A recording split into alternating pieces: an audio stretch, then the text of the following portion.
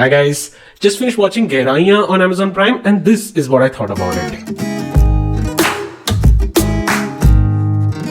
This Shakun Batra drama takes off quite unassumingly. You are thrown right in the middle of these characters' lives without any background. Alisha and Karan are meeting Tia after a long time. They spend a weekend at the beach house reminiscing about their childhood days. It's all ooper, everyone's laughing, drinking, having a good time. But slowly and brilliantly, Shakun peels the layer to show us who these people really are. What is their past? What are their insecurities? What are their pains? And most importantly, what are their deepest secrets? The reveal comes organically, either through conversations or reactions. Sometimes it's just a glance, sometimes he lets the camera stay on a particular character for a little longer than usual. A self-confessed fan of Woody Allen, Shakun Batra over the years has perfected the domestic noir genre. He, like Woody, has a knack of showing broken relationships. We all know that nobody can push our buttons the way a family can, but at the same time, nobody can heal us better too. We tend to find both love and pain from the same set of people. And this movie captures that beautifully. The movie starts in a very by-the-way manner. All we know in the first 10 minutes, Alisha is a yoga instructor who's struggling to get a yoga app developed. Karan is a writer struggling to complete his book. And Tia is living the life. Guys, it's my fiancé Zain. That's Alisha. She has a hotshot boyfriend, a sprawling villa. What is she struggling with? We don't quite know. Not yet. The odd man out is Zain. He is smart, ambitious, and slightly on the unpredictable side. But as the story intensifies, we start getting to know these characters a little bit better. The outer facade gives way to the inner demons. And while that happens, Shakun dials up the urgency. The editing, the background music, the performance, everything starts getting a bit more forceful and deliberate. This adds to the atmospheric feel. It's like a ticking bomb. We fear the consequences that the lead would face when their secret is revealed. The last 30 minutes are riveting. What I also particularly liked in the film is how it subverts your expectation of how this kind of movie would end. The climax plays out very differently than what you expect. The secret affair isn't the big reveal. Something completely different happens. I like when a movie does that, when it breaks a predictable pattern.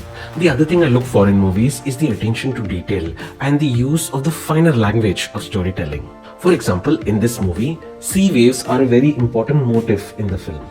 Like the characters in the film, the sea looks all calm on the outside, but it runs deep. Every now and then there is turbulence, things collide and change direction, and it is then you see its fierce nature. The other example is Alisha and the garbage bag allegory. कचरा नीचे डालो यार. Alisha is seen repeatedly taking out the trash or blaming, shouting at others to do that. I don't know, I may be wrong, but I think it signifies the character's need for shedding her baggage. Something she has been carrying along since childhood. She just wants to get rid of it and she can't. However, apart from all these good elements, I do have some problems with the film. First one, it's slightly long.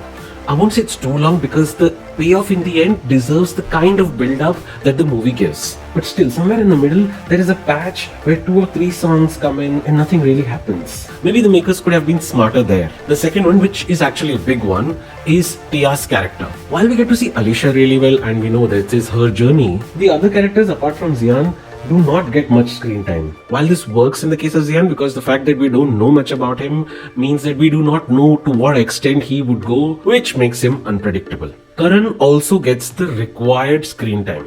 But it is Tia who I think should have gotten a little bit more screen time. Why? Because Alisha and Tia are cousins with a dark past. Now that dynamic is explored only from the point of view of Alisha. We do not see Tia's version of the same past. I felt that it would have served the film better if we saw Tia a bit more, even if it was to show what she feels about Alisha. Getting to know your main character through another character's view also adds to your main character, as well as adds to the overall drama. I think that dynamic would have played really well and it would have rendered that last resolution between Tia and Alisha have a bit more impact. Performance-wise, Siddhant Chaturvedi should be spoken of the most because he has the most complex character, perhaps the toughest of all the 4, and he pulls it off brilliantly. But he is of course no match to the lady herself, Deepika Padukone, who sinks her teeth into this author-backed role. She is soft, sexy, vulnerable, at the same time strong, fierce and forceful. I wouldn't go out to say that this is a career-best performance, but it is one hell of a performance. Ananya should benefit the most from this film because this should put to rest all the criticism against her acting skills. She can act, she can surely act, although there's a long way to go for her. All in all, Gehraiyaan is a very engaging watch. Of all the 4 films that I watched this weekend, Gehraiyan was my favorite. So on the binge meter, I would say this is definitely binge worthy. I think there should be more family dramas. It's such an underrated genre. You can watch Gehraiyan on Amazon Prime.